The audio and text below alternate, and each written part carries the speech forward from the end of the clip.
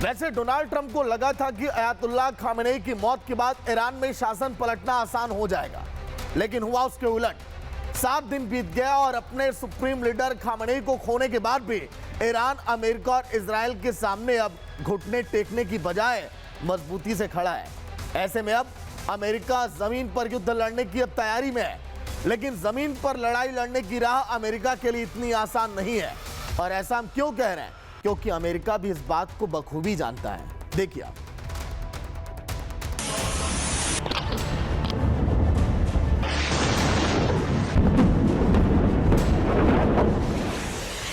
फरवरी को अमेरिका और इजराइल ने ईरान पर एयर स्ट्राइक से हमलों की शुरुआत की थी। हवाई हमलों में सबसे पहले ईरान के सैन्य ठिकाने और फिर खामेनेई की सल्तनत के टॉप सिपाहियों को अमेरिका इजराइल ने तबाह कर दिया। लेकिन जिस तीव्रता के साथ ईरान ने पलटवार किया, उसने अमेरिका को युद्ध में कुछ कदम पीछे हटने और नए सिरे से प्लानिंग करने को मजबूर कर दिया है। तो क्या अमेरिका अब ईरान में जमीनी हमलों से तबाही मचाने की तैयारी कर रहा है?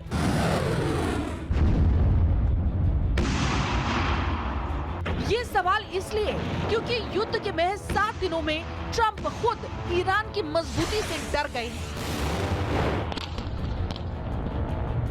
They're tough and they want to fight. And they're calling, they're saying, how do we make a deal? I said, you're being a little bit late. And we want to fight now more than they do.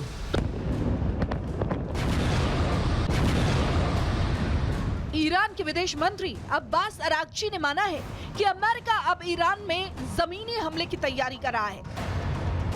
Israel और America मिलकर एक साथ हजारों सैनिक और विध्वंसक tanks Iran में भेज सकते हैं। ईरान के विदेश मंत्री की चिंता जायज है, लेकिन क्या ये संभव है कि अमेरिका की थल सेना ईरान में घुसकर बड़े ऑपरेशन को अंजाम दे सकती है? दरअसल मिडिल ईस्ट में अमेरिका के 40,000 से 50,000 सैनिक तैनात हैं। इसमें कतर में 10,000, बहरीन में 9,000, कुवैत में 13,000, यूएई में करीब 5,000, जॉर्डन में 3,000, सऊदी अरब और इराक में भी करीब 3,000 सैनिक मौजूद हैं। ईरान से जमीनी जंग लड़ने के लिए सबसे पहले इन्हीं सैनिकों को डिप्लॉय किया जा सकता है। लेकिन ट्रंप ये भी जानते हैं कि मिडिल ईस्ट में तैनात महज 50,000 सैनिकों के जरिए ईरान पर पूरी तरह से चढ़ाई नहीं की जा सकती। इसलिए ट्रंप ग्राउंड हमलों से जुड़े दूसरे प्लान पर भी काम कर रहे हैं, और ये प्लान है ईरान के अंदर ही ईरान को खत्म करने का। अमेरिका सीधे तेहरान पर कब्जा करने की बजाय सीमित जमीनी ऑपरेशन का विकल्प चुन सकता है। इस प्लान के तहत ईरान के पड़ोसी देशों की सीमाओं से छोटे लेकिन घातक हमले किए जा सकते हैं। अमेरिका हथियार मुहैया कराकर ईरानी जमीन पर कब्जा करने के लिए कुर्द समूहों को भी भड़का रहा है। ईरान पर जमीनी हमला करने के लिए अमेरिका के सामने सबसे बड़ी चुनौती ऊंचे पहाड़ वाली जैग्रोस पर्वतमाला है। जैग्रोस पर्वतमाला ईरान के लिए अभेद्य किले की तरह काम करती है। जैग्रोस पर्वतमाला तुर्की और इराक की सीमा से शुरू होकर दक्षिण में फारस की खाड़ी और हॉर्मुज तक लगभग 1600 किलोमीटर लंबी है।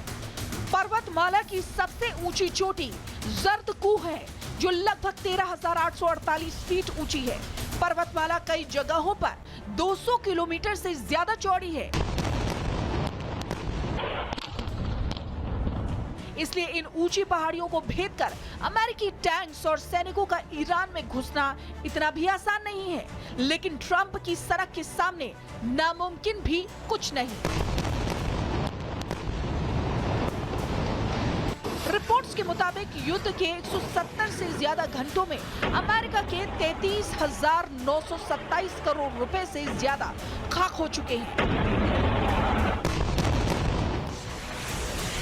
युद्ध में अमेरिका के हर दिन करीब 8,000 करोड़ रुपए से ज्यादा खर्च हो रहे हैं।